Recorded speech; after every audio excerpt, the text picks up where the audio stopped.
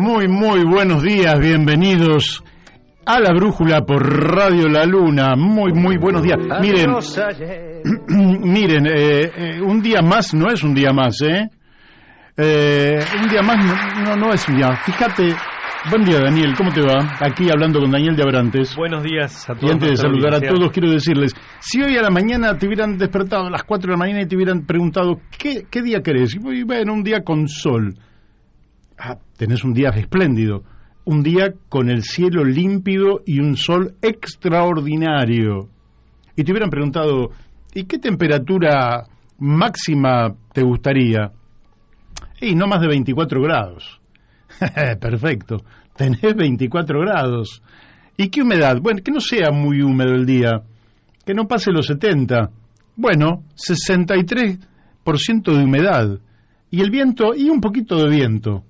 14 kilómetros por hora. Es un día dibujado, Daniel. Perfecto. Es un día que salís a comprar un día de estos y no te aparecen. Aprovechelo porque hoy y mañana van a ser más o menos igual. Hoy la temperatura máxima 24, la mínima 16. Después, mañana va a ser 25, la mínima 17. El miércoles 26, la mínima 18, va incrementándose. Y el jueves, ya caen algunas gotas. Y entonces, ahí veremos cómo sigue la película. Pero hoy, mañana y pasado, 3 días espléndidos para disfrutarlos desde que se levanta hasta que se acuesta. Así que esta es la primera consigna del día. A disfrutarlo. Bueno, vamos a seguir con los saludos. Muy buenos días, Beto Perdomo, nuestro operador de los días lunes, que viene con toda una tribuna llena de gente que aplaude, nos tapa prácticamente ese sonido extraordinario. Y te voy a pedir un aplauso para Daniel de Abrantes, que lo tenemos ya ahora en forma consecutiva. A ver esa tribuna, ahí está, para Daniel de Abrantes. Muy bien. Bueno, también vamos a darle los muy buenos días a Daniel Pérez, el inventor del canal de YouTube, La Brújula en la Luna. Una brújula en la luna. Ustedes saben que no funcionaría muy bien la brújula en la luna, pero es un oxímoron, ya que estamos en el distrito de Morón, digamos que es un oxímoron. Un oxímoron es una suerte de contradicción en sí misma, ¿verdad? Es como una paradoja. Y la brújula sirve porque hay campos magnéticos en el planeta Tierra, pero no nos detengamos en esas cosas que son absolutamente secundarias para los destinos de este programa. Ahora le damos los muy buenos días a Miguel Pascual, que está ahí incubando, sacando adelante el nuevo multimedio, un multimedio social, un multimedio ambiental, un multimedio por el bienestar general. Así que muy buenos días a nuestro amigo Miguel Pascual, de la misma manera que muy buenos días Florencia Videberry, la realizadora de nuestros flyers, con los cuales difundimos el programa y que circulan ahí por muchos lugares de a miles y que son los que nos permiten que mucha gente ya sepa anticipadamente qué temas vamos a tratar en el día, quiénes son nuestros invitados. Le vamos a dar también los muy buenos días a la doctora Mónica Colunga, que desde Corrientes Capital hace posible que muchos vecinos nos estén escuchando a través de Radio Fénix, FM 92.1 MHz. Y de la misma manera le damos los buenos días a Gustavo Figini, Elvio Yadanza y Alberto Muñoz, que hacen lo propio desde Uspallata, Mendoza, a través de Radio La Paquita, FM 88.9 MHz. Así que bueno, ¿qué número de programa es hoy? Hoy lunes 19 de abril de 2021, programa 266. Es como van pasando los programas, amigo. ¿Y ya cuánto llevamos, Daniel? Y yo diría que ya superamos los 2 años y medio, quiere decir que ya superamos los 30 meses de estar al aire, bueno, los días comprometidos. Ahora lunes, martes de 12 a 14, más los viernes de 17 a 19 horas. Extraordinario. Bueno, Mario Masitelli es quien le habla, porque yo a veces doy por sentado que el que escucha sabe quién le habla, y la verdad es que no tiene por qué saber quién le habla, sobre todo si sintoniza este programa por primera vez. O sea, Mario Masitelli, usted, ¿qué nos dice del programa de hoy? Vamos a tener un programa muy interesante, dado que nuestro primer invitado, Miguel Ponce, es el presidente de la Comisión de Economía de la Unión Cívica Radical, es un ingeniero absolutamente preparado en temas de comercio internacional, además un analista de la economía y de la política local, de manera que Bien, después vamos a estar hablando con el doctor Gabriel Alejandro Cantón sobre, bueno, con lo que hemos hablado también con otros abogados, con otros jurisconsultos o incluso constitucionalistas, a los cuales les preguntamos cómo hacer para que nuestro pueblo tenga más confianza en el Poder Judicial. Y decimos confianza en el Poder Judicial y no en la justicia, porque lo aclaró muy bien el doctor Julio Raffo, que la justicia es un valor. Entonces, el sistema judicial se atribuye, se asigna a sí mismo como el portador del valor justicia. Y la verdad que en muchos casos son unos chantas,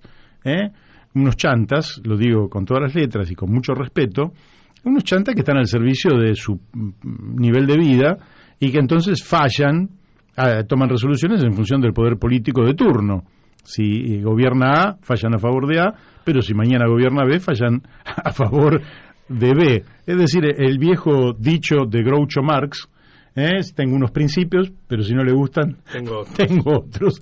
También es muy principista. Y finalmente vamos a estar hablando con Alcira Argumedo. Alcira Argumedo ha analizado cuánto se le saquea a este país. Ya lo hemos hablado también con otros, pero es muy importante tomar conciencia que la pobreza que se extiende en los niños y adolescentes, como también en las personas adultas y en los mayores y en los jubilados, en la caída del salario, etcétera, etcétera, no es el fruto de que la naturaleza nos esté castigando, porque efectivamente la naturaleza te puede castigar por cambios climáticos, te puede castigar, en fin, por situaciones impensadas. Por ejemplo, si se eleva la temperatura, las pandemias seguramente van a ser infinitamente más frecuentes, ¿correcto? Van a emerger nuevos problemas, pero acá en la Argentina no es ese el problema son las pésimas políticas y sobre todo el saqueo sistémico al que somos sometidos. Y eso lo vamos a estar hablando con nuestra amiga Alcira Argumedo. También vamos a estar hablando de algunos abusos. Tengo aquí, que después vamos a leer, ha habido una violación tremenda a los derechos humanos en Mar del Plata, a dirigentes de Barrios de Pie, de manera que lo vamos a estar señalando. Y como siempre vamos a tener otro tipo de entrevistados o de temas. Una de las preguntas del día, conforme lo que me llegó como información, pero la quiero chequear y ojalá tengamos algún oyente que esté en capacidad de darnos una respuesta. El ministro de Educación, Trota, ¿manda a sus niños, a sus hijos, a la escuela privada? El gobernador de la provincia de Buenos Aires, Axel Kicillof, ¿manda a sus niños a la escuela privada? ¿Vos sabés algo de esto, Daniel? No. Bueno, hoy me llegó que efectivamente es así, pero no quisiera plantarme, digamos, en una postura que pudiera no ser correcta, es decir, una información que pudiera ser incorrecta. Sin embargo, hasta me dieron la escuela a la que van los hijos de Kicillof, que creo que se llama Del Sol, y en Capital. El gobernador de la provincia de Buenos Aires manda a sus hijos a la escuela privada en Capital. Algo no funciona en la Argentina. Algo no funciona, tenés razón. Algo no funciona, porque ¿cómo es esto?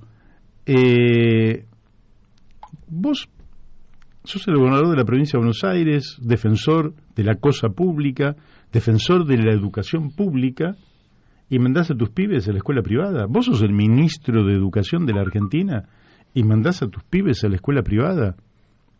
Yo la verdad que se lo he preguntado a varios, pero no tuve una confirmación, pero me llegó de muy buena fuente, solo que quiero chequearlo para terminar de verificar que las cosas estén funcionando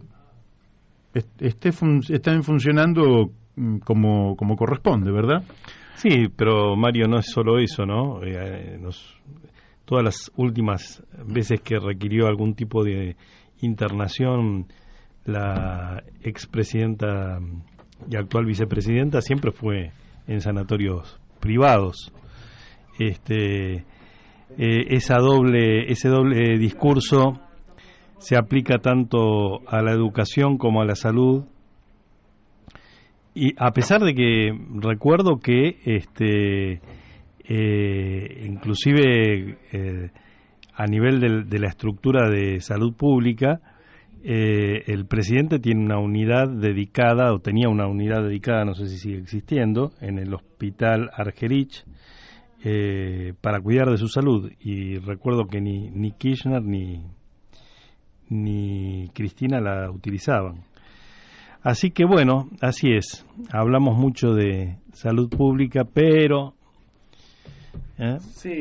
yo tuve la suerte de que mis hijas, las dos cursaron la escuela primaria en una escuela pública acá en Aedo, una escuela centenaria fundada en el siglo XIX, que era en ese momento era un orgullo para el barrio, ¿no? La escuela 8. Claro. Bueno, sí, yo igual, es decir, yo creo además en la educación pública, pero no niego la educación privada.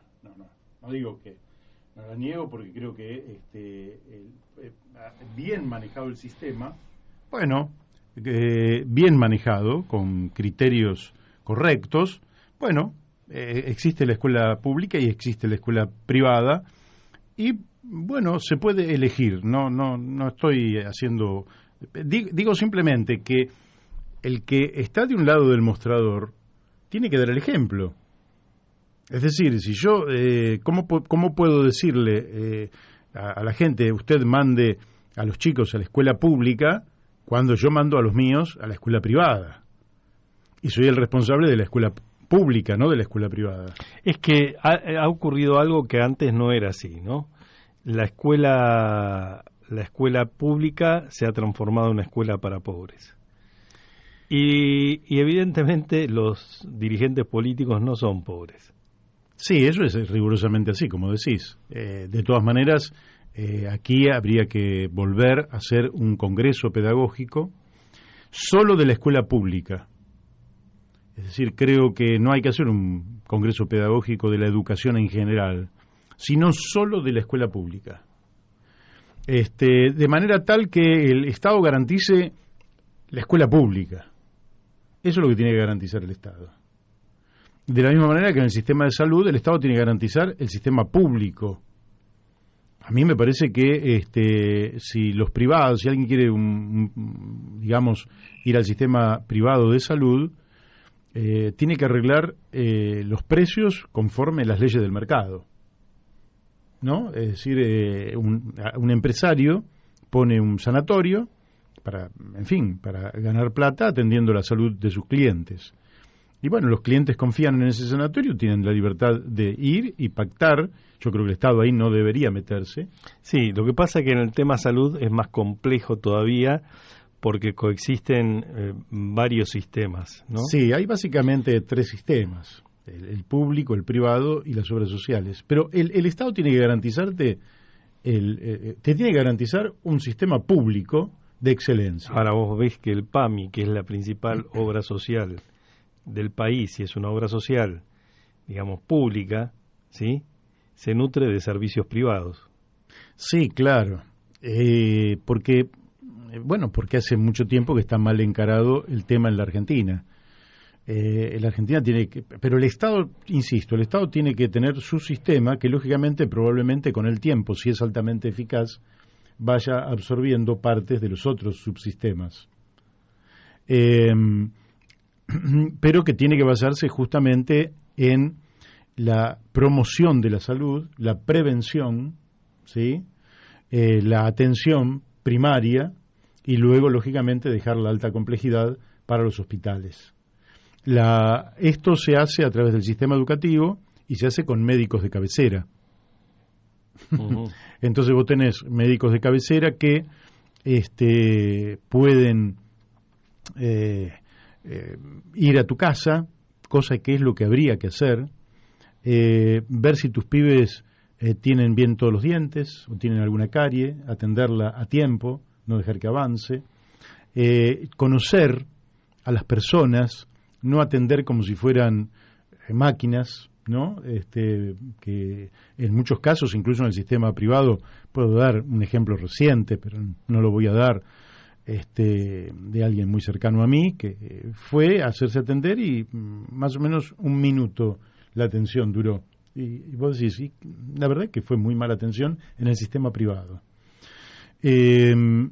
Entonces, en cambio, si el médico conoce a las personas, conoce su historia, no su historia clínica solamente, la historia clínica es, en la historia de una persona, la historia clínica es un 1%. Pues se habla mucho de la historia clínica. Es el 1% de tu historia. Hay que conocer un poco más de ese 1% de esa historia para saber con quién se está tratando, en quién se está invirtiendo ese tiempo para que cuide su salud, para que mejore su salud, para que cambie sus hábitos alimenticios, para que se hidrate correctamente, para que descanse correctamente, para que haga ejercicios, para que pueda trabajar con vitalidad y desarrollar su vida de la forma más eficaz posible. Todo eso es promoción y prevención que le cabe a un médico de cabecera. Hay que ir al médico de cabecera en la Argentina. Hay que ir a eso, que ya está estudiado por otra parte y es altamente eficaz en todas partes donde se aplica. Y después vos dejás los hospitales no para que se aglomere la gente, sino los hospitales quedan para la media y alta complejidad. Claro. Entonces, hoy en la Argentina, mirá, habría que también hacer un congreso de la salud pública, pero en la Argentina creo que hay cantidad de médicos suficientes como para pensar el sistema de nuevo y pensarlo a partir de esta atención primaria. Esto, bueno, hoy no tenemos un sanitarista para poder charlarlo a fondo, vamos a hablar con algún sanitarista para hablar esto a fondo, pero si vos tenés la atención primaria, vas a tener mucha menos automedicación, vas a tener menos medicación y probablemente si vos al sistema de salud le acoplás la totalidad de los laboratorios que están de una o de otra manera en el área pública, seguramente la inmensa mayoría de la provisión de medicina, sí, de fármacos, sea provista a un costo bajísimo. Además, con lo cual el sistema sería mejor y más barato. Y otra cuestión, ¿no? Cuando el sistema funciona bien en la etapa de prevención, los costos se minimizan. Porque cuando vos, además de las ventajas, por supuesto, para la salud de cada uno de nosotros, ¿sí?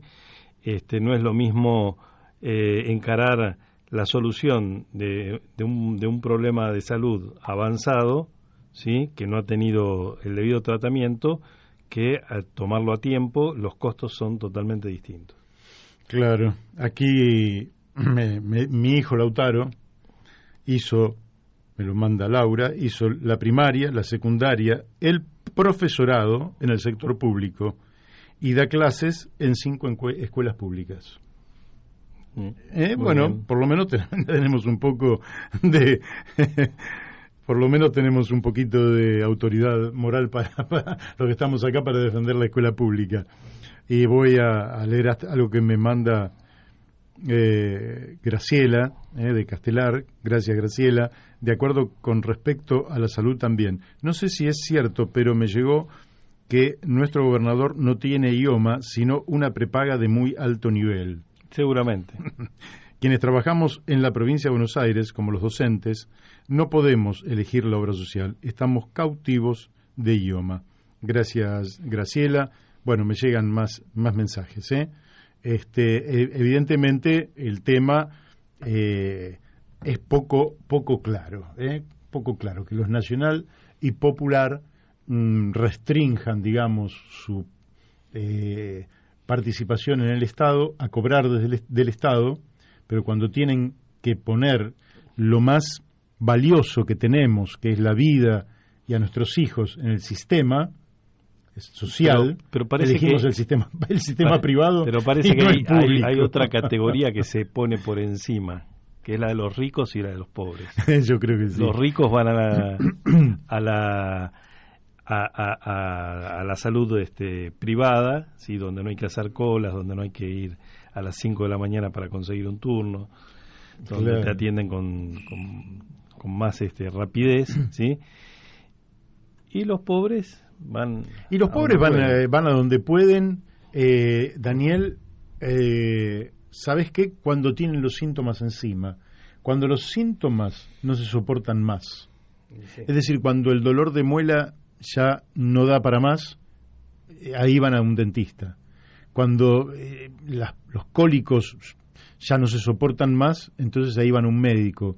Cuando ese bulto sospechoso que empezó a aparecer y al cual no se le dio bolilla en su momento ya es una molestia en el cuerpo, entonces se va a... hay que terminar con esto. Hay que terminar con esto. Yo creo que nosotros tuvimos uno de los ministros, quizás en su tiempo el mejor ministro de salud del mundo, Ramón Carrillo. A partir de ahí venimos como descendiendo escalones, y en ese descenso de escalones da la impresión de que no nos detenemos, y la verdad es que hemos llegado a un punto donde decimos, más abajo de esto no, ahora a retomar el crecimiento, a retomar la calidad en la vida de los argentinos, a retomar la salud, a retomar la educación, a retomar la economía, no con un sentido de apropiación indebida por parte de los más ricos, sino con un sentido de darle felicidad a nuestro pueblo, cuidar a nuestro pueblo y cuidar el ambiente. ¿Te parece que vayamos a un tema musical y seguimos aquí? Bueno, seguimos aquí en La Brújula, nuestro amigo Miguel Ponce, con quien me he podido comunicar ahora, mientras pasábamos este tema. Bueno, lo vamos a tener mañana, Mañana vamos a tener a Miguel Ponce, mañana vamos a tener a Julio Bárbaro, mañana vamos a tener un programa tremendamente comprimido. Hoy lo íbamos a comprimir, pero por un problema de comunicación quedó entonces esto postergado para mañana. Eso nos va a dar apenas unos poquitos minutos más para hablar con el doctor Gabriel Alejandro Cantón, que ya lo tenemos en línea. Muy buenos días, Gabriel, ¿cómo estás? ¿Qué tal? Buenos días a toda la audiencia y a vos también, Mario. Gracias por la oportunidad de charlar hoy contigo de este tema tan trascendental, ¿no? Así es. Mirá, la vez pasada hablábamos, y lo habrás escuchado, al doctor Julio Raffo. Él nos decía que a veces la justicia se atribuía, es decir, el Poder Judicial se atribuía el valor de la justicia, ¿no? Como si un médico se atribuyera el valor de la salud. O un artista el valor de la belleza. Entonces él diferenciaba un criterio abstracto, ¿no? Una idea que es justicia del Poder Judicial. Nuestro pueblo efectivamente persigue, como todos los seres humanos lo han hecho a lo largo de la historia, la justicia.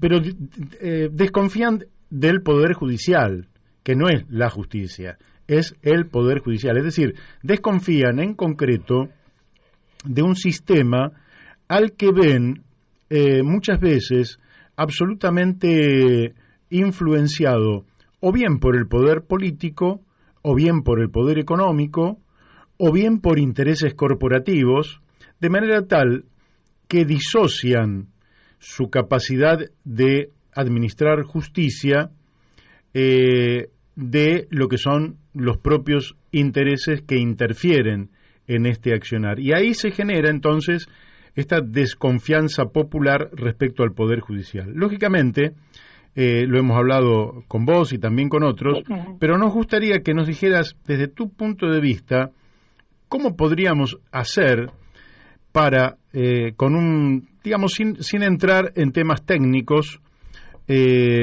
cómo podríamos hacer para que el Poder Judicial reconstituya su vínculo con la sociedad y el pueblo vuelva a creer en el Poder Judicial argentino. Bueno, es una muy buena introducción, Mario. En principio la respuesta es más sencilla de lo que usualmente se cree.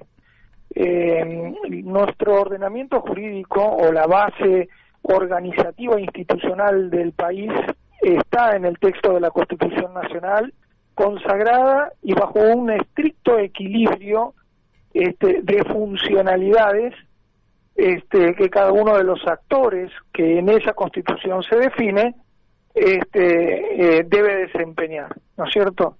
yo creo que para que el Poder Judicial recupere y se amigue con la ciudadanía y recupere su credibilidad, debiéramos volver a las bases constitucionales en las cuales se puede ver claramente cuáles son esos actores y bajo qué condiciones deben desarrollar su funcionalidad, ¿no es cierto? El Poder Judicial está debidamente definido en la Constitución Nacional, pero es importante que tengamos en cuenta que la Constitución Nacional tiene dos partes, y no porque tuviera dos partes no fuese un todo debidamente pergeñado en consonancia con todas sus normas, ¿no?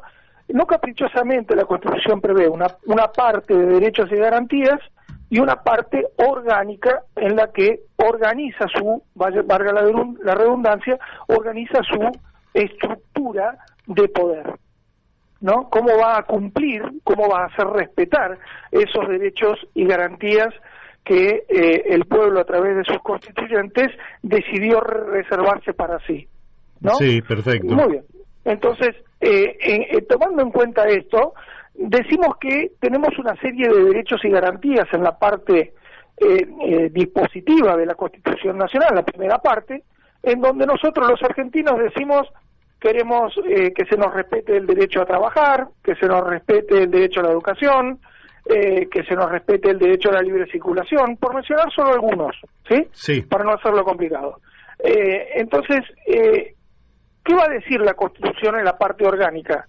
¿Cuál es la forma de gobierno adecuada para yo poder cumplir de una manera más efectiva con el respeto y garantizarle a través de un sistema jurídico a la gente el cumplimiento de esos derechos que están en la parte dispositiva? ¿Sí? Así funciona. Pero ¿qué pasa? Cuando vamos a la parte dispositiva, nos encontramos que en los hechos no se ve reflejada como está descrita en el texto. Es decir, por poner un ejemplo, si yo dijera que el artículo 120 le debe garantizar, digamos, el ordenamiento jurídico, sus leyes, deben garantizarle al Ministerio Público Fiscal independencia funcional y autarquía de presupuesto, significa que yo tengo que idear un proceso de designación de sus autoridades que no dependa del poder político, porque entonces no estoy garantizando la funcionalidad, la independencia por poner un ejemplo, solamente para nosotros podernos representar de qué forma está compensada la parte dispositiva con la parte orgánica. Entonces, si yo quisiera que el Poder Judicial, que se deriva, minuciosamente lo discutíamos el otro día cuando hablábamos sobre el proyecto de reforma judicial, si yo dijera que el sistema de justicia nuestro está previsto como una garantía individual en el artículo 24, significa que el juicio oral por jurado, que representa la principal fuente de justicia que definen los argentinos que quieren para sí, significa que se están reservando el protagonismo de la administración de justicia en ese jurado. Y dejan claro en la parte orgánica que el Congreso debe dictar esa ley para garantizar ese derecho, el ejercicio pleno de ese derecho. Y además le deja claro al Poder Judicial que debe garantizarse al Ministerio Público Fiscal la independencia funcional, porque la independencia como órgano de justicia ya la tiene a partir de que el ejercicio de la administración de justicia está en cabeza de los ciudadanos, en un jurado. Entonces, está bien. Bueno, si nosotros tuviéramos eso en ejercicio, que no lo tenemos, entonces el pueblo, pudiendo participar de manera directa en la administración de justicia y teniendo el protagonismo absoluto, entonces la confianza, por supuesto que estaría por otros andariveles. perfecto. Bueno, vamos a hacer acá un puntito porque nunca se pueden agotar, estos temas son infinitos, pero el tiempo que tenemos no lo es. Ahora te quiero llevar a un caso concreto. Correcto. Que tiene que ver con la impresión que la política queda, digamos, tiñe todos los rincones de la vida Argentina, y lamentablemente también el área sanitaria, es decir, el área de la salud, sobre la cual uno piensa que debería existir denominadores comunes más allá de la fuerza política que lo impulsa. ¿Por qué? Porque el cuidado de la salud, lógicamente, es un bien absoluto que está fuera de discusión, más allá si una persona es más de izquierda, más de derecha, más de centro, tiene un peso más o tiene un peso menos. Ahora, nosotros tenemos un hecho absolutamente concreto. El presidente de la Nación se supone que con toda la información y la evaluación epidemiológica que le acercó el Ministerio de Salud, recomienda por 2 semanas detener las clases en la justicia, en la ciudad, en el área metropolitana, en el área metropolitana. Bueno, más allá de lo que se opine, la provincia acata este principio, pero el jefe de la ciudad de Buenos Aires, seguramente compelido por una base social contraria al gobierno nacional, se revela y recurre al Poder Judicial para lograr un fallo favorable al inicio de las clases. Entonces hay un fallo de la justicia porteña que establece que hoy debieron iniciarse las clases en la ciudad, por lo menos hasta que la Corte Suprema de Justicia dictamine alguna otra cuestión. Frente a esto, el Poder Ejecutivo Nacional, que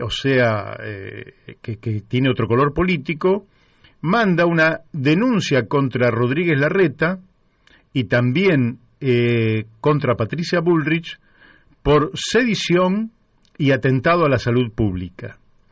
Es decir, temas que desde mi punto de vista son estrictamente políticos y que debieran resolverse en el área de la política, concurren al Poder Judicial para que éste dictamine, cosa que me parece un despropósito, porque los 3 jueces que fallaron a favor del inicio de las clases no gozan de un informe epidemiológico que le dé sustento a esto, y por tanto deberían remitirse a decirle: señores, esto es del área de la administración política, y no me vengan ustedes con que no se ponen de acuerdo y tienen 2 opiniones distintas.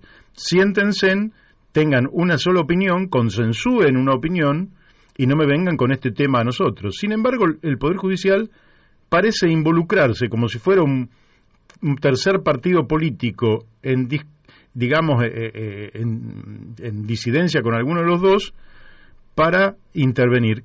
¿Cómo ves eso?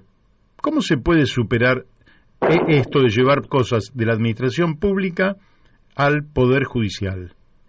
Estamos en un proceso delicado porque debiéramos entender el texto de la Constitución Nacional como está escrito y debiéramos haber sido respetuosos de él desde el año 2019. Perfectamente tienen en claro los diputados y senadores que hay facultades originarias del Poder Legislativo que no podían delegar en el Ejecutivo como sí se hizo por esa ley. Así a partir de lo cual, todos los actos de gobierno que vienen siendo tomados en base de una legislación inconstitucional, también los actos de gobierno lo son. Con lo cual yo quiero decir eso en primer lugar porque el texto es claro de la Constitución Nacional. Hay competencia originaria del Poder Legislativo que no puede derivar en otro poder. Está prohibido expresamente por la Constitución Nacional que se deriven funciones originarias propias del Poder Legislativo. Si tomo esto en cuenta, todo lo que dijo el Poder Ejecutivo, los 24 DNU que hizo con relación a la administración de la pandemia en 2020, de los cuales solo recibieron 17 aprobación por el Congreso, tendría que decir que el Congreso no puede aprobar 17 DNU porque son inconstitucionales. Entonces yo no puedo aprobar lo inconstitucional. Entonces no puedo prestar conformidad como senador o diputado sobre algo que es inconstitucional.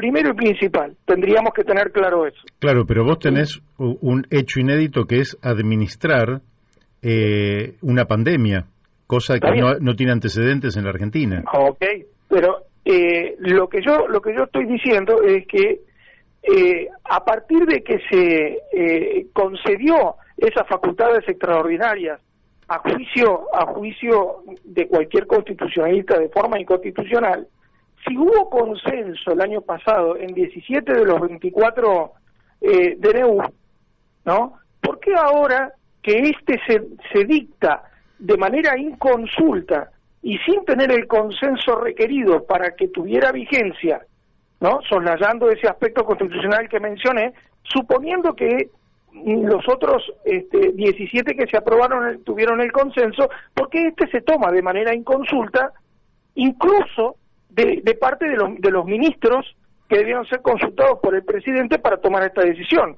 ¿no es cierto? ¿Qué quiere decir? Que en este momento no resultaría, a la luz de cómo se evaluó la circunstancia de la pandemia excepcional, ¿no? En el año 2020 no resultaría constitucional porque fue de manera inconsulta y no contó con el consenso que la justicia está diciendo que se requiere para tomar decisiones del estilo. Entonces, la inconstitucionalidad pareciera ser que está siendo puesta en tela de juicio a partir de que no se ha tenido la consensuada e informada opinión digamos global de cómo se debiera atender una emergencia sanitaria como la que estamos viendo ante evidencias de picos de contagio y demás circunstancias que requieren la intervención. Si fuimos consensuales y nos escuchamos durante todo el 2020, ¿por qué no lo vamos a hacer ahora? Eso es lo que no puedo yo desde mi parte alcanzar a comprender. Bueno, yo comparto lo que decís pero eso justamente es parte de la política. Yo creo que el presidente debió haber hecho, para mí el presidente gobierna mal, tiene mal diseñado su gabinete. Decididamente. No funciona ese gabinete nacional. Aparte venía de haberse contagiado el COVID-19. Creo que le llega una catarata de información que lo pone en una situación de extrema tensión. Entiende que para el cuidado de la salud de la gente hay que hacer esto, pero efectivamente debió haber hecho, en todo caso, una reunión de gabinete ampliada a miembros de la oposición y del oficialismo que tuvieran incumbencia en la materia y haber llegado efectivamente a un consenso lógico, y eso está fuera de discusión. Al mismo tiempo, la justicia puede decir que el dictamen no es constitucional, pero en última instancia lo que no puede hacer la justicia, el Poder Judicial, es hacerse cargo de una situación epidemiológica para lo cual no tiene elementos que sí tienen los poderes ejecutivos, que son sus ministerios de salud, para pronunciarse al respecto. Es decir, a mí me parece que en la Argentina, está bien lo que vos decís respecto de la no constitucionalidad, pero al mismo tiempo no están perfectamente delimitadas las áreas estrictamente administrativas, políticas, de las áreas judicializables.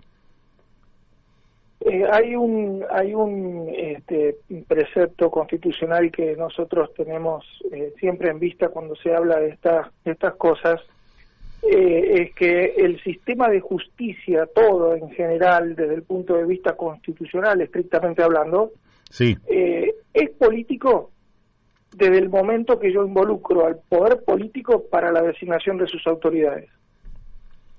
Así que es político. Sí.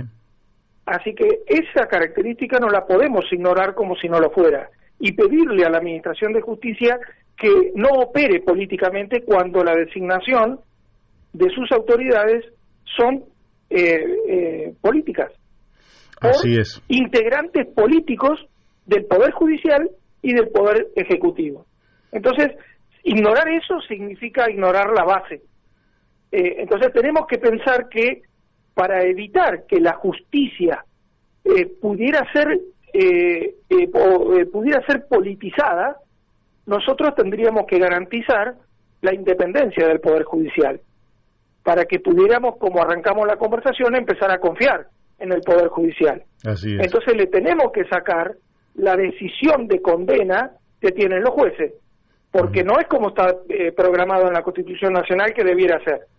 Los jueces están tomando decisiones inconstitucionales que nos corresponden a nosotros, los ciudadanos argentinos de a pie, en un jurado, ¿correcto? Entonces, mientras eso siga sin ir a su cauce normal, vamos a tener la justicia politizada. ¿Por qué? Porque las decisiones judiciales inconstitucionales que toman los jueces las recoge el poder político que los designa para condicionarlas. Sí. Entonces, si yo tomo este aspecto básico del que estoy hablando como respuesta a tu pregunta, entiendo por qué está politizada la justicia y por qué hoy está tomando las decisiones que toma. Claro. Es decir, yo quiero dejar esto total y absolutamente claro, ¿no es cierto? Cualquiera de los oyentes que nos está escuchando puede agarrar el texto de la Constitución Nacional, leerlo y corroborar lo que digo. Sí. Esto no está sujeto, Mario, a discusión. No es la Constitución Nacional un punto en el cual yo me pueda sentar a debatir qué artículo respeto y qué artículo no respeto. Porque después las consecuencias y la sensación de impunidad, de falta de justicia, coherencia, politización del sistema judicial, todo lo que estamos vos y yo en este momento conversando, lo percibimos en los hechos porque no se está respetando la base. ¿Correcto? Entonces, dejemos de discutir la base y vamos a pensar en un proyecto de reforma que lleve el sistema de justicia a la base. Pongamos las tres funciones de las que hablábamos el otro día de la justicia en manos de los sujetos procesales que la Constitución define. La investigación y denuncia, ¿no?, y acusación al Ministerio Público Fiscal, artículo 120, los jueces a cargo del procedimiento, la vigía de los procedimientos en Argentina, ¿sí?, que los procesos observen el derecho de defensa en juicio y la garantía del debido proceso, que vigilen los jueces esa labor que tienen constitucionalmente de forma originaria, prevista en la Constitución Nacional, artículo 118, y después démosle al pueblo argentino la facultad de condenar, que es la facultad de asignación de la responsabilidad penal. El ciudadano debiera tomar todas las decisiones judiciales sobre la asignación de responsabilidad. Y nótese que no digo penal solamente. Hay aspectos civiles, laborales y el resto de las áreas que también están involucrados, porque la Constitución no habla de si es solo la justicia penal la que tiene que ser dirimida por un jurado, ¿sí?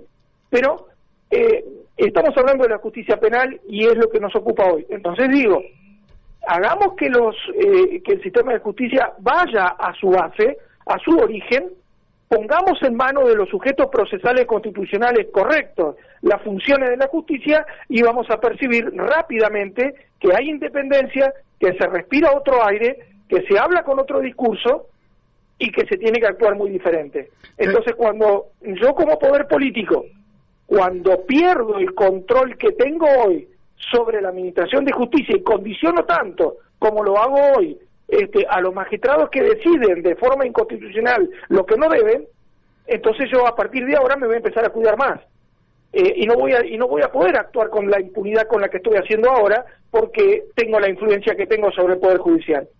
¿Correcto? Entonces, dejémonos de mentirnos a nosotros mismos, hagamos el mea culpa, no importa, lo que está hecho en el pasado está hecho. Yo no busco responsables, ni quiero tampoco que la digamos, conducción política actual me dé un responsable a quien yo pueda denostar. No me interesa eso. Me interesa que reconozcan que llevan 168 años, 1 de mayo cumple la Constitución Nacional, en estos principios violándolos. Entonces, devuélvanos a los argentinos la administración de justicia que nos corresponde por derecho. Claro, entonces van a tener un sistema de justicia que no va a ser influenciado, que no va a ser político y va a tener digamos, la objetividad y va a tener todas las otras características que la propia Constitución garantiza en la parte orgánica, que es por donde nosotros empezamos a charlar. Así es. De todas formas, vos sabés que hubo opiniones, y hay opiniones que son controvertidas respecto de, por ejemplo, el doctor Marcelo López Mesa había planteado que efectivamente estaba en la Constitución, pero la evaluación de la situación socioeconómica, educativa, cultural de la sociedad argentina no daba en ese entonces, 1853, para pensar en juicios orales, y es un tema que efectivamente en algún momento se tendrá que debatir digamos, en el Congreso Nacional para que realmente este principio se reconstituya. Tenemos un minuto. Te quería preguntar la última pregunta y te pido brevedad porque ya nos queda un minuto nada más. El Tribunal Oral Federal 11 le concedió la libertad condicional a nada menos que a José López, aquel que fue encontrado o fue filmado incluso tirando los bolsones allí por la zona de Luján con 9 millones de dólares. Y para quedar en libertad tenía que pagar una fianza de 85 millones de dólares que 85 millones de pesos que transformadas en dólares serían algo así como 850.000 dólares, un poco menos del 10% de lo que él tenía en los bolsos. Luego, el defensor de José López pide su libertad condicional, pero sin pagar esta fianza. El tema de la fianza, ¿no te parece que es absolutamente injusto porque el rico la puede pagar y el pobre no la puede pagar? Y en este caso yo creo que es una triquiñuela de José López de no poner los 850.000 dólares, porque en realidad si el tipo tenía nada más que en dos bolsos 9, 10 millones de dólares, indudablemente no es que le falte plata. ¿Pero no te parece que es una tremenda injusticia? Sí, coincido, Mario, en la apreciación en principio que vos estás realizando, solo que no en los fundamentos que su abogado plantea para la exhibición de prisión, digamos. Él plantea la necesidad de que sus clientes hagan libertad condicional por preceptos que no son los correctos. Es decir, volvemos a la base, y en concreto te defino que es un instituto, la fianza, que es para, digamos, de acuerdo a la gravedad del caso y el tipo de situación que se evalúa en el fondo, establece la proporcionalidad de la fianza en razón de la persona y del hecho cometido.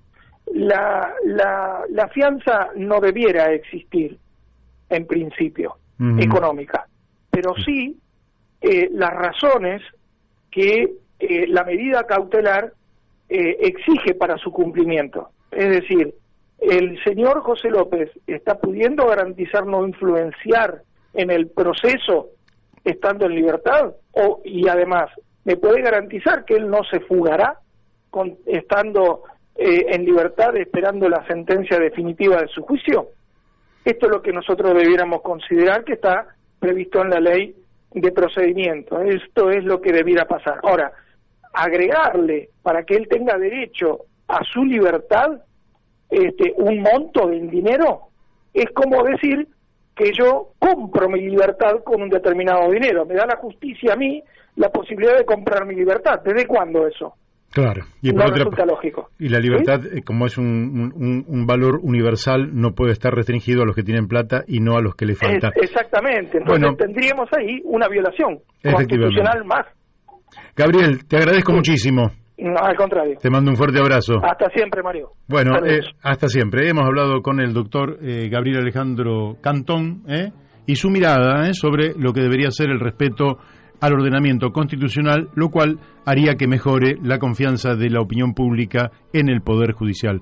Vamos a la tanda de la radio e inmediatamente volvemos con más La Brújula por Radio La Luna. Seguimos aquí en La Brújula por Radio La Luna y estamos en contacto con un oyente que además es amigo, Guillermo Forciniti, que además pertenece a Social 21, con el cual vamos a hablar de esa vía navegable que es el Paraná-Paraguay y que mal han dado en llamar hidrovía. ¿Cómo te va, Guillermo? ¿Qué tal, Mario? ¿Cómo te va? Buenas tardes para todos. Acá, militando un poco antes de que venza el plazo impuesto para el vencimiento de la privatización de la hidrovía, ¿no? Claro, de eso también vamos a hablar con Elcir Argumedo, pero adelantanos rápidamente una descripción de la situación. El 30 de abril termina la concesión, que ya lleva 25 años. Bueno, contanos cuál es esa concesión y qué es lo que ustedes están planteando respecto al futuro de la misma.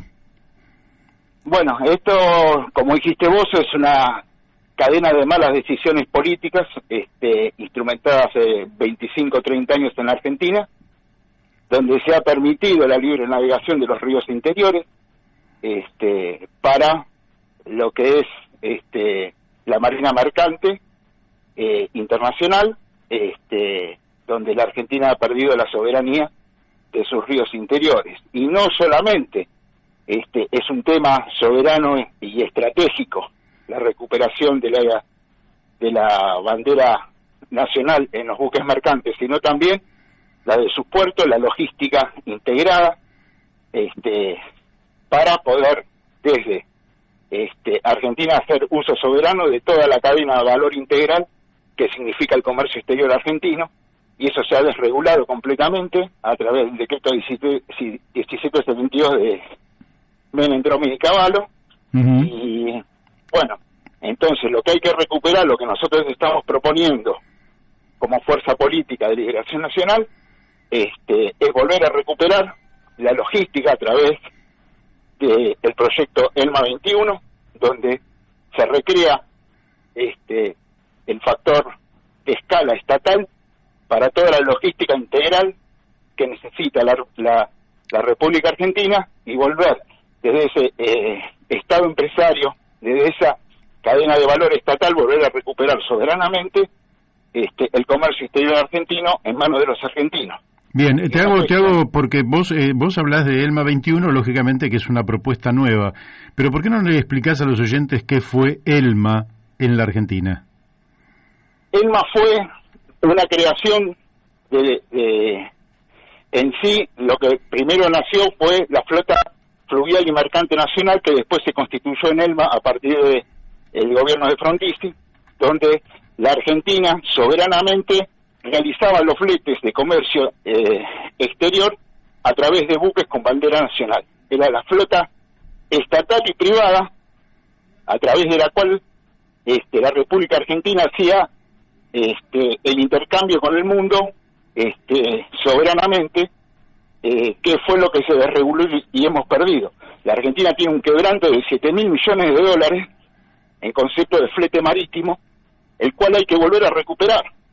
Así es. Son casi el 10% de lo que es la balanza comercial de comercio exterior que realiza la Argentina, de 60.000 millones de dólares. Uh-huh. Un 10% casi se va en flete marítimo.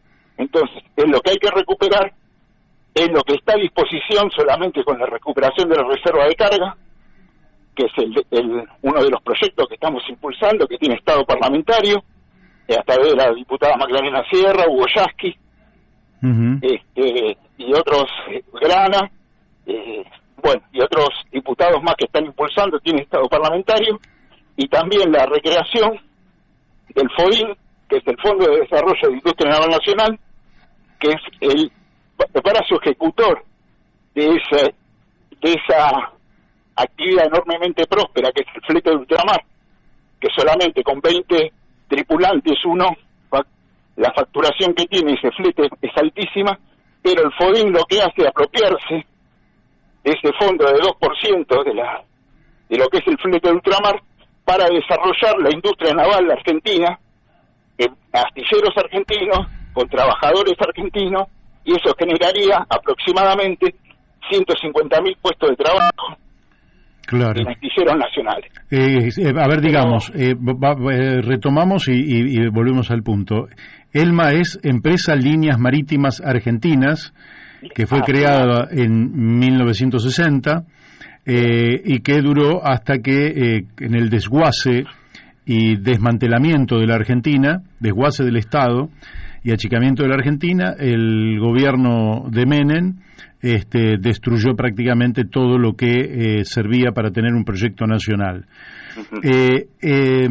Al perder esa empresa, Líneas Marítimas Argentinas, el país perdió su capacidad de obtener una importante fuente de ingresos, al tiempo que fuente de trabajo para los argentinos, entregando virtualmente todo esto a intereses ajenos a la Argentina. Al mismo tiempo, ustedes dicen, desde la recuperación del flete y tomando de las ganancias una parte, se puede reconstruir la industria naviera argentina de manera tal de crear 150.000 puestos de trabajo. Realmente es absolutamente atractiva la propuesta y yo creo que quienes nos están escuchando estarán felices de saber que tienen Estado parlamentario. Sin embargo, si uno observa el Poder Ejecutivo Nacional, da la impresión de tener poco interés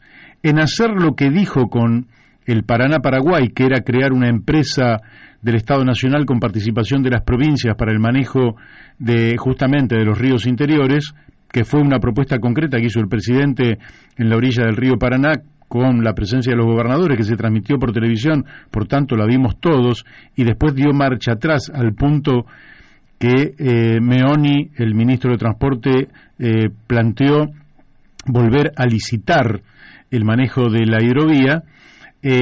¿Cómo están viendo ustedes las posibilidades concretas de avanzar con este magnífico proyecto? Las posibilidades, seguir depositando para nosotros esperanza en políticos profesionales no tiene, por eso hemos decidido lanzarnos políticamente con un proyecto de liberación nacional, de la cual estamos articulando con otras fuerzas políticas, tratando de buscar ese frente que ustedes también por ahí tienen su intención de formar, para formar una tercera alternativa a estos dos modelos que durante 40 años han fracasado en la Argentina, y por eso las esperanzas que tenemos en ellos son pocas, pero nosotros no podemos resignar nuestras banderas.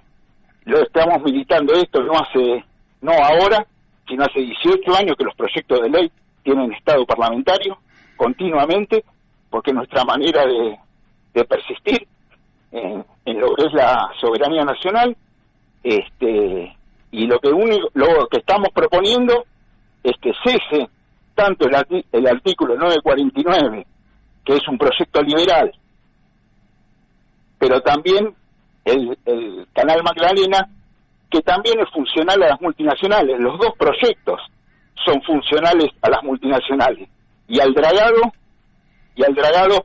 de nuestros ríos interiores, que eso, más allá de la soberanía, ejerce un daño ambiental, porque se construye ese dragado, son de 15 metros de profundidad, 70 metros de solera, y eso hace una vía de agua que seca los humedales en el norte y produce inundaciones en la zona sur de nuestra cuenca del Plata. Eso también, este daño ambiental que se produce, se contempla, como también el glifosato y toda la cadena de agricultura intensiva, que sea ese modelo agroexportador que se ha profundizado a partir de los 90 con Felipe Solá, donde la soja está destruyendo la tierra más fértil del mundo, que es la pampa argentina, ¿no? Guillermo, la última que te hago. Con glifosato. Guillermo, la última que te hago, y el astillero Río Santiago podría producir barcazas especiales para que justamente hagan todo el transporte, todo el flete en el río Paraguay-Paraná, sin necesitar que entren allí buques de gran calado, que son los que exigen en última instancia estos dragados con los daños ambientales correspondientes? ¿Podría producir esas barcazas que además nos servirían también para ganar soberanía, fuentes de trabajo, soberanía? ¿Podría hacer que fabriquen el astillero? Por supuesto que sí, no solo el astillero, sino también los astilleros que se han cerrado y privatizado y destruido durante el proceso de privatización en los 90. Toda la Ribera Azul de Rachuelo, astilleros Alianza, Tarza, Príncipe y Penco, lo mismo Unisque de Corriente. La barcaza es lo más simple, lo más fácil de fabricar, lo que más rápidamente se puede construir, porque solamente es un cajón de fierro con características, pero no es más que un cajón de fierro, no tiene ninguna otra particularidad específica técnica, lo cual es de rápida construcción y fácil. Entonces eso reactivaría principalmente la industria naval, no solo del astillero Río Santiago, sino del resto de los astilleros. Y la navegación con barcaza permite que nuestro río, la cuenca del Paraná, recupere su nivel normal de altura e impediría naturalmente la entrada de buques de flota extranjera dentro de nuestros ríos interiores. O sea que para recuperar la soberanía de nuestros ríos interiores, solamente con dejar de dragar sería lo conveniente y lo justo y para que justamente recuperar el comercio exterior, más allá de los puertos y demás condiciones necesarias para recuperar el comercio exterior. Excelente, Guillermo, te agradecemos la participación en el día de hoy aquí en La Brújula. Te mandamos un fuerte abrazo. Muchas gracias a vos, Mario. Un abrazo grande para todos. Gracias. Bueno, hemos hablado con Guillermo Forciniti. Vos sabés, Daniel, que fíjate que la Argentina tiene solución a los problemas, pero no se buscan las soluciones, ¿no? Es un problema. Mira, tenemos aquí prácticamente un columnista de siempre, que es Mario Morales. A ver. No sabemos lo que va a decir, pero lo vamos a escuchar. Hola Mario, estoy escuchando atentamente lo que está diciendo el doctor Cantón. Bueno, en algunas cosas están, en fin, esclarecedoras, en otras, bueno, es como que yo quisiera saber realmente si los DNU son atributos del Poder Ejecutivo o cuál, hasta dónde se puede, tener eso como un instrumento, como una herramienta para resolver cuestiones como el tema de salud con la cuestión de la pandemia, ¿no? Eso es como que aquí hay, aparte de esto, bueno, por cierto, no hay experiencia en el mundo entero, porque así lo dicen las estadísticas internacionales. Creo que realmente tenemos una posición bastante acertada con las políticas que se vienen implementando. Por cierto, nadie conoce del tema del COVID-19, pero, y al no conocer y estar en la investigación, pienso que bueno, la investigación trae estas idas y vueltas, estas marchas y contramarchas. Así que eso por un lado, y por otro lado, bueno, está claro acá, digamos, a veces tener consenso cuesta, a veces juntar agua y aceite, a mí me fue imposible, tal vez alguien lo puede hacer, yo no lo pude hacer. Así que, de todas maneras, el gobierno ha llamado a la oposición y a distintos sectores para hacer un consenso. Si en su momento se hacían charlas con el gobernador de la provincia, con Horacio Rodríguez Larreta y el mismo presidente, o sea que lo que se vio es eso. Ahora sí, bueno, no es así lo que muestran, bueno, es otra cosa. Así que un abrazo y bueno, hay mucho para conversar sobre el tema, Muy buena la charla. Bueno, sí, me gustaría dejar absolutamente en claro qué es lo que en la práctica hay que hacer. Cuando venía todo este tema de la pandemia, el jefe del bloque de diputados de opositor de la Unión Cívica Radical, de Juntos por el Cambio, Mario Negri, dijo que Alberto Fernández es el comandante de esta batalla contra el coronavirus porque así lo decidió el país. Son sus palabras. Es decir, que la propia oposición dijo, bueno, hay un comandante porque así lo decidió, y coincida o no con el comandante, es el comandante. Y como siempre decimos, las soluciones mejores son las consensuadas. Pero si hay un comandante, bueno, hay que acatar lo que dice el comandante. Si no, lo que hacemos es anarquizar el país, judicializar la autoridad política del presidente de la nación, y vamos a la anarquía. No, además hay una cosa... Es decir, yo no comparto muchas de las cosas que decidió el Poder Ejecutivo Nacional, ni siquiera cuando hubo consenso tampoco coincidí. Pero siempre dije, si el poder político consensúa esto, como sociedad tenemos que acatarlo. Bueno, pero además te quería decir, si esta es una decisión de carácter esencialmente sanitaria, ¿sí? Es muy sintomático que esta decisión divida a la sociedad en dos aguas a partir de cuestiones ideológicas. Una cuestión no tiene sentido. Que no tiene sentido. No tiene sentido, es lógico. Sí, pero yo te voy a decir, mira, si estás si sos, vamos a decirlo así, si sos antiperonista, decís una cosa, y si sos peronista decís otra. Es ridículo. Es decir, acá hay que decir, eso no puede ser un criterio. El criterio es que hay un presidente y el presidente toma lo que, fundado en la información que le dan sus ministros y en particular el Ministerio de Salud, le indica que es lo mejor. Perfecto. ¿Será lo mejor o no será?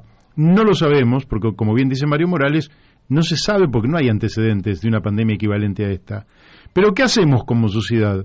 Bueno, le decimos al presidente, miren, no coincido, pero acato. Y el jefe de gobierno de la ciudad debe acatar lo que manda el presidente por el bien común. No puede judicializar una resolución de tipo administrativa que aparte es de 2 semanas. Y durante esas 2 semanas le dice, mira, yo acaté estas 2 semanas, pero me parece que fijémonos cómo salimos y volvemos a clases dentro de 2 semanas. Porque si venimos con tanto tiempo sin clases, que pasen 2 semanas más, no es dramático.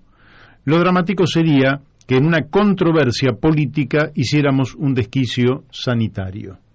Y esto es lo que sería inaceptable. Bueno, tenemos muchas cosas más, pero ya vamos a estar hablando con Alcira Argumedo.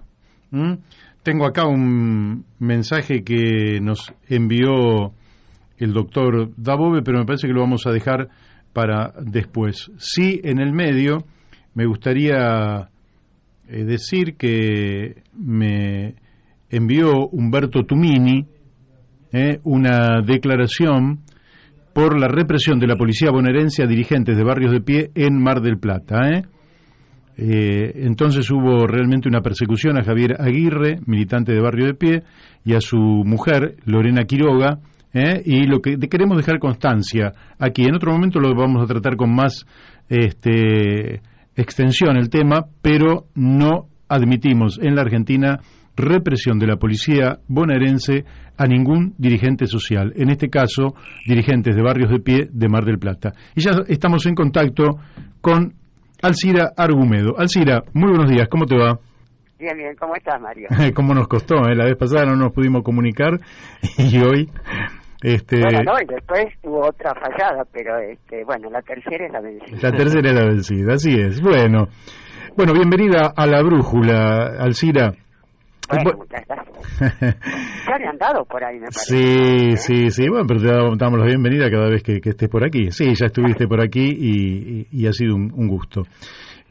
Bueno, nosotros sabíamos que vos habías hecho todo un análisis acerca de los niveles de saqueo que hay en la Argentina, es decir, en todos los países hay alguien que se lleva un grano de maíz al bolsillo y no da cuenta del mismo, ¿verdad?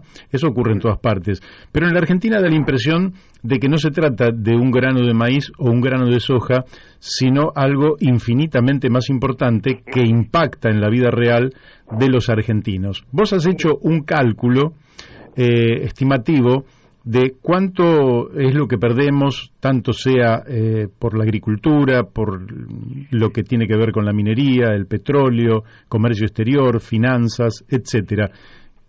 ¿Por qué no nos das un pantallazo? Así vamos de lo general a lo particular. Sí, bueno, mira, esto empieza con un estudio que hacen dos geólogos de la Universidad de Tucumán, Miguel Gianfranco y Guillermo Vergara, que analizan el barro de exportación de Minera La Lumbrera. Minera La Lumbrera jura por Dios que en su declaración jurada que exporta 3 metales. Ahora, en el barro de exportación, que como no se refinan los metales, se exportan en una especie de barro, aparecían 28 metales. Ahora, estos 25 metales no declarados que van como contrabando son incluso más valiosos que el oro, porque son las llamadas tierras raras, componentes fundamentales para productos de avanzada, de tecnologías de avanzada, desde computadoras y robots hasta misiles. Y con un factor adicional de alta demanda en Occidente, porque el tema es que el 90% de la producción mundial de tierras raras lo controla China. Y esto para Estados Unidos es una debilidad estratégica fundamental. Bueno, el cálculo que ellos hicieron del valor de ese contrabando es de 8.200 millones de dólares al año.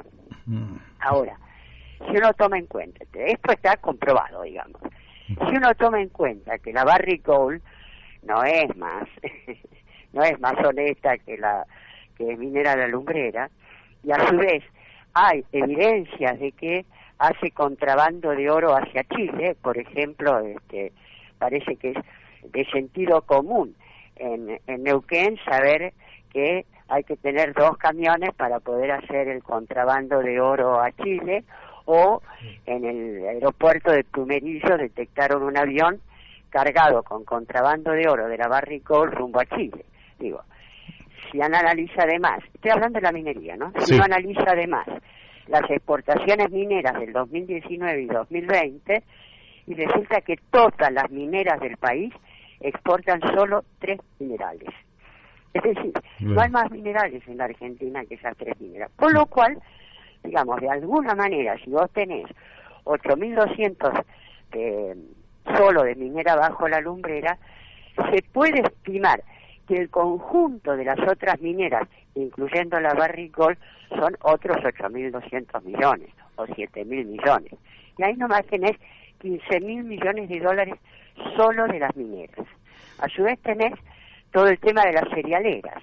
Se sabe que las cerealeras tienen 2 formas principales de contrabando. Una es a través de camiones que van por tierra, y ya sea desde Salta, Bolivia, desde el litoral hacia Paraguay principalmente, y también hacia Brasil, o lanchones que van río arriba por el río Paraná.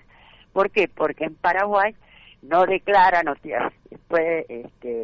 no pagan impuestos, digamos eso. No pagan las retenciones. Claro, se producen situaciones tales que, por ejemplo, Paraguay, el milagro es que exporta el doble de soja de lo que produce. Sí. ¿Cómo hace eso? Ni que Jesús estuviera ahí multiplicando los panes. Y fíjate que se da una cosa que, como se frenaron camiones con contrabando en Formosa, resulta que cayeron justo, como una casualidad permanente, cayeron las exportaciones de soja desde Paraguay. Digo, este elemento, y se calcula que más o menos hay un 30% de las exportaciones de cereales, semillas, aceites, etcétera, que van por contrabando. Y la otra forma de contrabandear granos es en los barcos. Los barcos, viste, que tienen esos depósitos donde va el lastre. Si quieren que el barco suba un poco en su nivel, se tira lastre, si quieren que baje, se pone lastre. Bueno, en esos depósitos de lastre, en vez de agua ponen granos, y esa es otra forma de contrabando, ¿no? Y el tema es que, por eso la hidrovía hace esta cosa tan loca que es dar una vuelta y hacer 200 kilómetros más de recorrido para salir por el puerto de Montevideo, y no para salir por Magdalena, que podría ser más controlado. ¿Por qué? Porque en Uruguay tenés otro Puerto Franco, digamos, sin ningún control. Y esta es la gran ventaja que tiene Uruguay, que se transformó en este elemento. Con lo cual, ahí tenés otros 10.000, 12.000 millones de dólares. En el caso de las carnes, bueno, Alberto Samir, uno puede tener cualquier tipo de opinión sobre... Lo tuvimos aquí en el micrófono también. Pero de carne sabe, ¿no? Sí, de carne sabe. Bueno, él hace un cálculo muy superior al que estoy haciendo, pero de todas maneras es otra línea de contrabando, con lo cual, si uno analiza el conjunto y a eso le tenés en cuenta lo que es toda la pesca ilegal en la plataforma marítima o en sus límites, y estás perdiendo fácil, como mínimo, 30.000 millones de dólares por año por no controlar la hidrovía y los puertos privados. Y además, todo el mundo te dice que, por ejemplo, en febrero llegó a Alemania un cargamento de, creo que fueron 16 toneladas de cocaína en tarros de pintura. Y bueno, esos tarros de pintura y de los puertos de Argentina. Sí, entonces, claro, no solamente tenés contrabando, sino que tenés narcotráfico.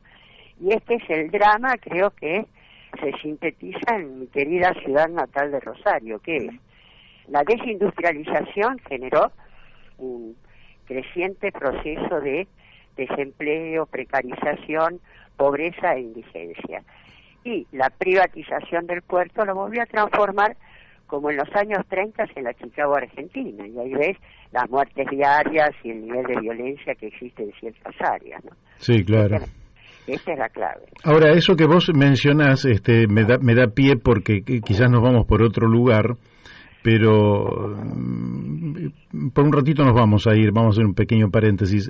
Da la impresión de que la Argentina, con este modelo, digamos, que se ha venido instalando, marcha a una guerra social de baja intensidad, de la cual no tenemos mayor evidencia, porque creo yo que cumplen un papel magnífico las organizaciones sociales en la Argentina, que es un papel de contención, tanto espiritual como material en algún sentido, juntamente con la ayuda del Estado.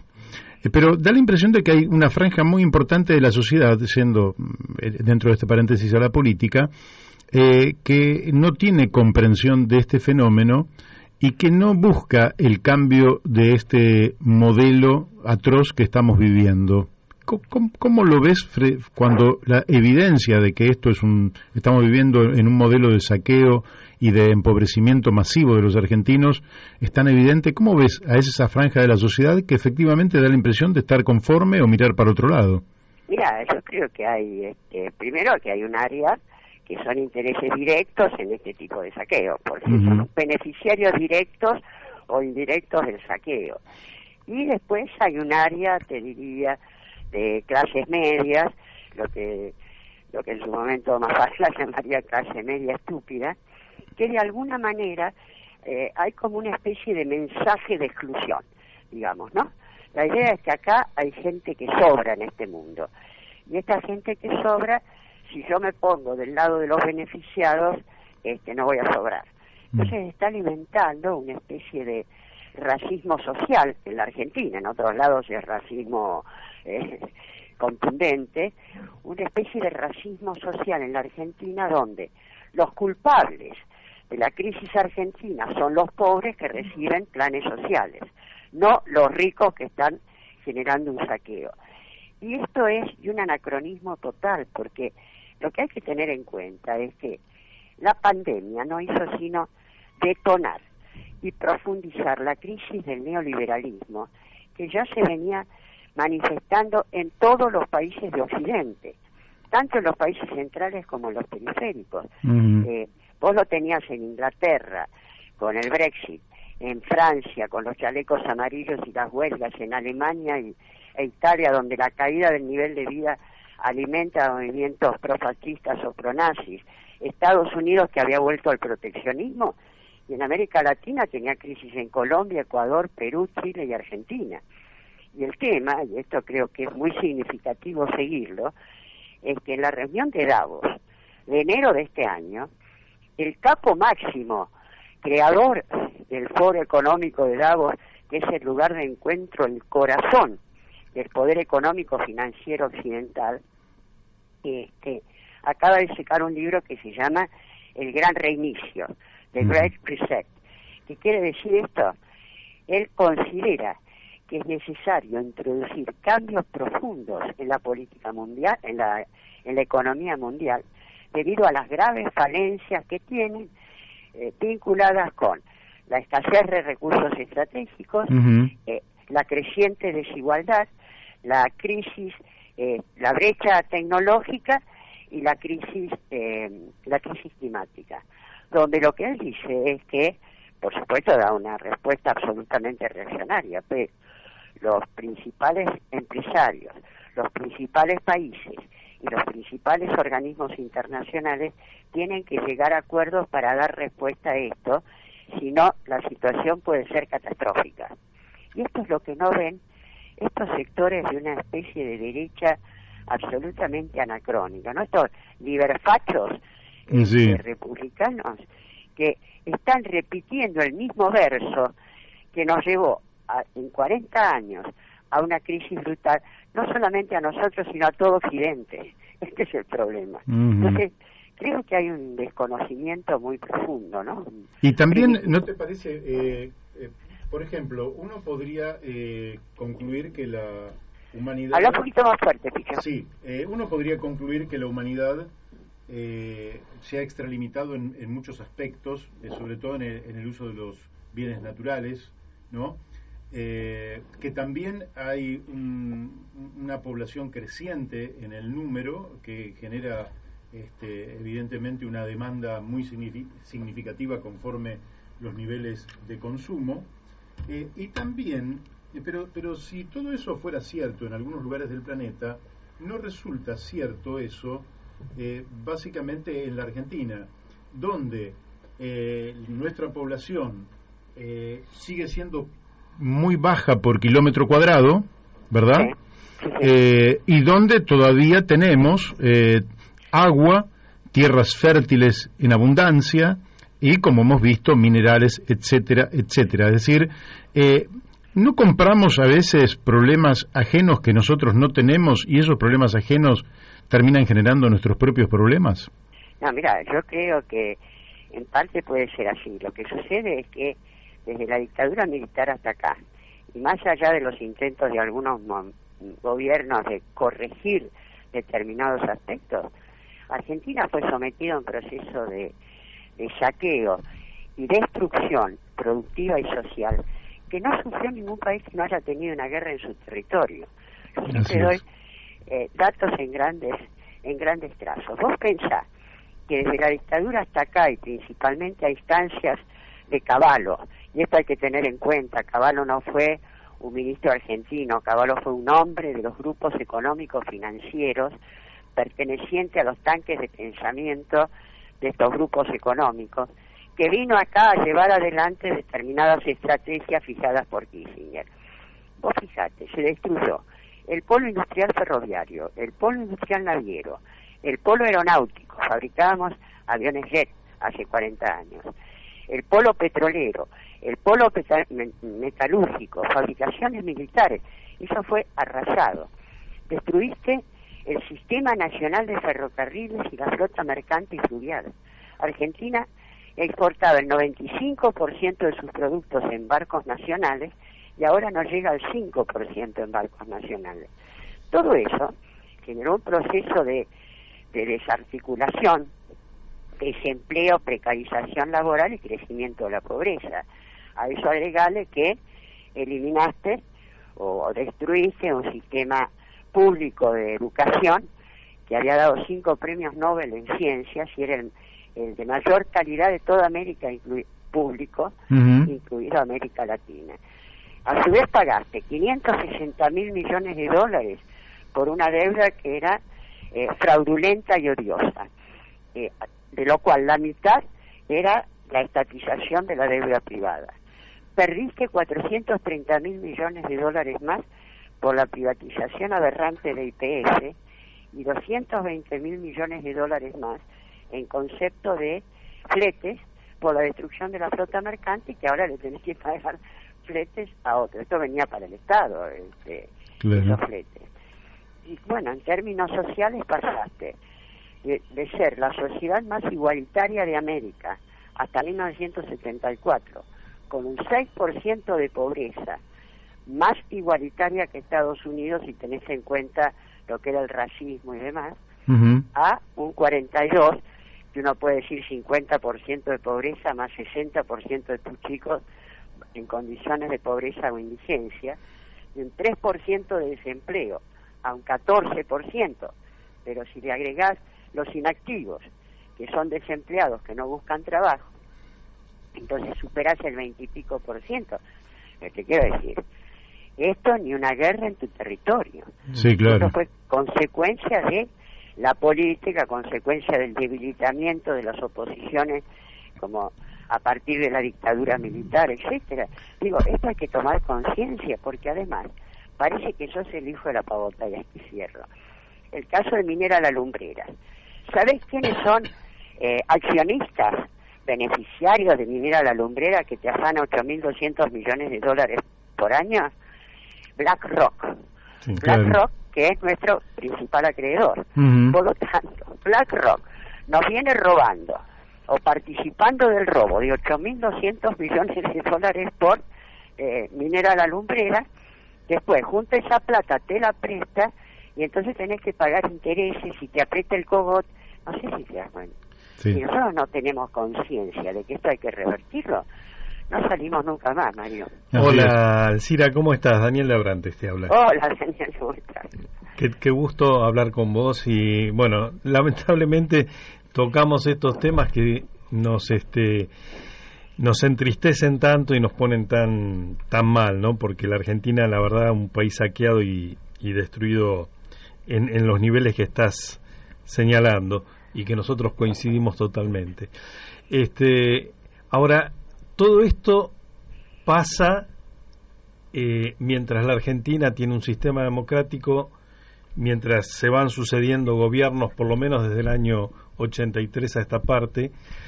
Sí. Y ninguno de los gobiernos, digamos, todo esto se hace con complicidad del poder político, porque esto es imposible de que no sea visto desde el poder político.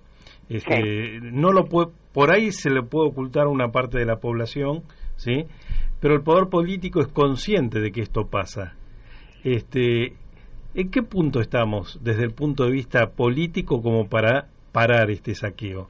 Mira, yo creo que hay una gravísima crisis de la dirigencia política de la Argentina por una mediocridad bastante grande. Yo lo respeto, pero la verdad que el problema fundamental es que, y esto lo decía Perón, hacer política nacional sin tener en cuenta el contexto internacional es hacer política parroquial. La Argentina hace política parroquial. No hay un análisis de cuál es el escenario internacional, que está cambiando a pasos agigantados. Toda la disputa entre Estados Unidos y el bloque chino-ruso.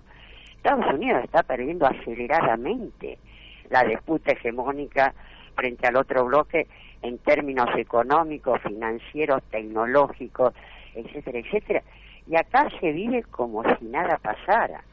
No siguen haciendo, no hay conciencia de la magnitud de la crisis del neoliberalismo en todo Occidente, pero vos llegás a decir Estado y parece que estuvieras mentando a la madre.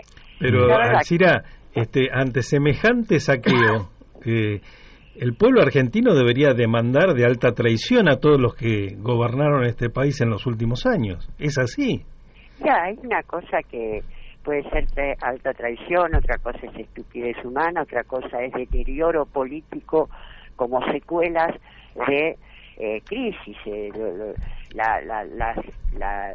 Lo que puede generar una experiencia como el genocidio de la dictadura militar en una sociedad, nosotros nunca llegamos a evaluarlo en su totalidad, ¿no?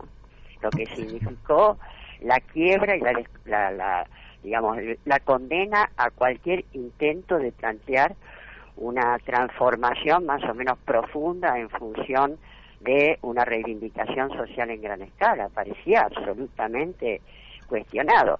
Además, se dio una cosa especial, y fue que prácticamente se sale de la dictadura militar en momentos en los cuales, como consecuencia del control a partir de 1980, y un instrumento poderosísimo, como es las tecnologías de avanzada en la disputa entre Estados Unidos y la Unión Soviética, que además tenía, estamos hablando de 1980, ¿no?, que son todas estas tecnologías de avanzada que en el campo civil y militar tenían un potencial muy grande y que permitieron esta ofensiva neoliberal de Reagan en el 81-82, que dejó como pataleando. ¿Qué pasó? Te venían con computadoras y redes internet, y vos tenías la máquina de escribir mecánica, y para comunicarte tenías que escribir la carta, ir hasta el buzón de la esquina, ¿entendés? Entonces, esta ventaja tecnológica permitió un avance que culminó en el campo militar con la caída del muro de Berlín.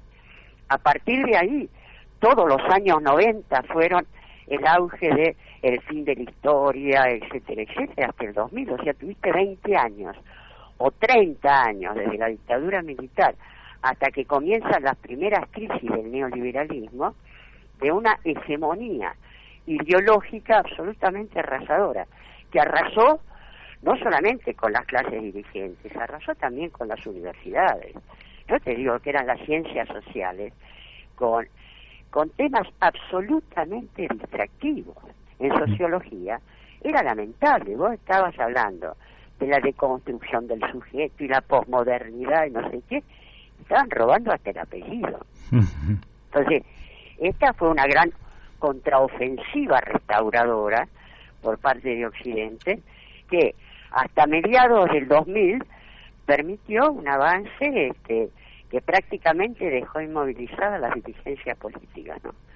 Vos fíjate que todavía vos decís Estado y decís que ahora no te aparecen cuadros cretinos pero formados como caballo, y te aparece un Milei o un Esper, que son dos estúpidos.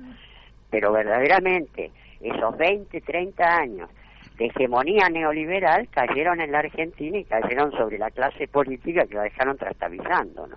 Ahora, Alcira, hay todo un sector de la clase política importante, viene del radicalismo, y otra viene del peronismo, algunos del socialismo, otros de otras corrientes. Pero hubo una época donde todos, casi todas las corrientes, incluso un, digamos, arquetípico representante del neoliberalismo, Hayek, ni siquiera él negaba el principio de planificación. Sí. En la Argentina el peronismo se caracterizó por el primer plan quinquenal, segundo plan quinquenal, plan trienal de 1973. El propio radicalismo en el gobierno de Ilia hablaba de un plan estratégico orientativo, y eso era, digamos, un ABC que estaba inserto en la cultura política argentina. Pero hace ya un tiempo largo que en la Argentina no solo no hay programas electorales, sino que no hay planes integrales de gobierno. Y da la impresión de que tan malos no deben ser, porque más allá de la opinión que podamos tener sobre China, van por el 14 plan quinquenal y se han transformado en la primer potencia mundial. No, por supuesto, vos sacás. Acá lo que hay que ver es esto. Los únicos modelos exitosos. En América Latina, el único modelo exitoso que a lo largo de 14 años creció al 4.5% anual, y con una inflación del 1,3%, y sacando de la pobreza el 30% de la población, fue Bolivia. Una economía mixta, control estatal de los recursos estratégicos de tal lado y tal otro, que es estas economías mixtas. La otra, en los mismos años en que Occidente se estaba desintegrando, China, cuyo sistema político despótico no ignoramos, también con un modelo económico de economía mixta, con un papel del Estado, control del sector financiero, Anda a decirle a Luisito Caputo que haga un bono a 100 años al 8% anual, jajajajaja. Termina colgado el oreja en la plaza Tiananmen. Entonces, control del sector financiero, del comercio exterior, jamás permitiría una magnitud de exportación, de contrabando de estas características, de la energía, que es lo que te permite generar los recursos básicos, por supuesto de la producción tecnológica, de las universidades y el sistema educativo. ¿Por qué? Porque tiene noción de que en el marco de la nueva, te diría, de las nuevas tecnologías o de la revolución científico-tecnológica, el recurso estratégico por excelencia es el conocimiento, que es el conocimiento acumulado en instrumental inteligente y el conocimiento de quienes lo operan. Entonces, como el conocimiento tiene tres fuentes principales que son un sistema educativo de alto nivel de calidad para el conjunto de la población, primario y secundario, las universidades, los sistemas científico-tecnológicos y los aprendizajes laborales. ¿Sabés cuántos graduados universitarios tiene China? Sí, 200 millones. Claro, sí, 15 millones por año, creo. 5 veces toda la población argentina de graduados universitarios. Claro. ¿Por qué? Porque la dominación occidental y de Japón sobre China, que fue siniestra a lo largo de un siglo, desde 1848 hasta 1949, tuvo como una de sus condiciones el retraso tecnológico de China a mediados del siglo XIX con la revolución industrial. Y entonces, o sea, en 10, 15 años, China va a tener tantos graduados universitarios como toda la población norteamericana, incluyendo blancos, asiáticos, negros, latinos, inmigrantes, ilegales, etc. Sí, sí. Se hizo un modelo mixto. Anda decirle a Minera La Lumbrera que en su declaración jurada le mande 25 metales de contrabando, y así creció. No, ahí van a tener un poco de miedo para hacer semejante maniobra. Sacó a 800 millones de personas de la pobreza. Claro. Alcira, la última que te digo, y me la manda Raúl Klicksberg. Ajá. Y Raúl dice que vos sabés sobre ingreso básico universal o renta ciudadana universal o renta universal básica, qué sé yo, como le quieras llamar. ¿Y qué opinás sobre su, digamos, ejecución en la Argentina? Mira, yo creo que es una alternativa, pero acá hay que plantearse muy claramente hacia qué modelo de sociedad vas en un momento en el cual las tecnologías tienden a reemplazar tiempo de trabajo humano. No podés tener una actitud lurista como aquellos obreros dirigidos por Lut en Inglaterra, que hacia 1840 rompían las máquinas que les sacaban el trabajo. El tema no es que se reemplace el trabajo humano por tecnologías. El problema es quién controla los beneficios de ese desarrollo tecnológico y cuáles son las nuevas formas creativas de lo humano en sociedades totalmente diferentes que no son rentables en términos productivos, pero sí reciben un ingreso como consecuencia de la actividad, que es una gama muy amplia de actividades creativas del humano. ¿Sabes una cosa? ¿Te acordás la tesis final del Capital? Es esa. Cuando el capital constante termina de desplazar prácticamente al capital humano. Claro. Y por eso es necesario el pase del control de la ganancia. Ese es el problema. Claro. No es tanto el cómo lo repartís, sino el control de la ganancia. Y esto hay que planteárselo porque efectivamente es muy difícil frenar el desarrollo tecnológico, al menos no tener una actitud lurista, te diría, de estar en contra de las máquinas. Me parece que es el tema. Bien. Que en ese momento lo tremendo fue que la ganancia quedó en manos de los dueños de ese cosa y eso generó población sobrante, migraciones y dramas, etcétera. Eso es lo que hay que evitar. Eso es lo que hay que evitar. Bueno, Alcira, te agradezco muchísimo esta participación aquí en La Brújula. Un abrazo muy grande, los extraño de cuando éramos... Bueno, en cualquier momento, cuando pase todo esto, tomamos un café. Un beso grandote. Un beso, bueno. Chao, Elcira. Bueno, hemos hablado con una socióloga, diputada nacional, amiga, Alcira Argumedo, que realmente nos ilustra sobre los grandes desafíos que tenemos por delante. En la Argentina están faltando los ámbitos en donde se pueda discutir las grandes políticas, y esto es un problema gravísimo porque el país es como que va a la deriva, improvisa permanentemente, no tiene resuelto los gravísimos problemas, ni se avisora cómo se van a resolver, ni siquiera se plantea cómo se van a resolver, y nosotros tratamos de aportar un granito de arena desde este programa, porque efectivamente, fíjate vos, Daniel, que aquí se plantean cuestiones absolutamente concretas, como por ejemplo cómo recuperar el manejo del río Paraná-Paraguay, de toda esa hidrovía, cómo recuperar recursos que no son sistemáticamente saqueados, o desde otra perspectiva, cómo avisorar el impacto del desarrollo tecnológico indetenible, pero que en lugar de repercutir en la mala calidad de vida de las personas o las enormes cuotas de desocupación, pobreza, marginación que genera esto, cómo puede utilizarse esa fuerza que es el cambio tecnológico en favor de mejorar el estándar de vida de los seres humanos en concreto, y en particular entre ellos los que vivimos en este suelo tan extraordinario llamado Argentina. De manera tal que desde aquí va nuestro aporte y nuestro granito de arena, y nos volvemos a encontrar mañana con otro programa.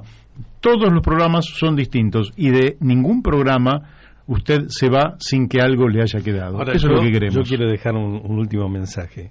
En un país saqueado, ¿sí?, los principales dirigentes de la política no pueden hacerse los boludos. Son cómplices. Efectivamente, o temerosos, muy temerosos quizás, o incapaces, luchan por el poder pero no saben para qué quieren el poder. Y la incapacidad es lo que termina prevaleciendo. Y así nos va, pero ya va a cambiar esto. Tengamos fe y hasta mañana. Ahora quien llega, Beto Perdomo, con su gran programa de rock, de música, que nos va a entretener las próximas horas. Chau, hasta mañana a las 12.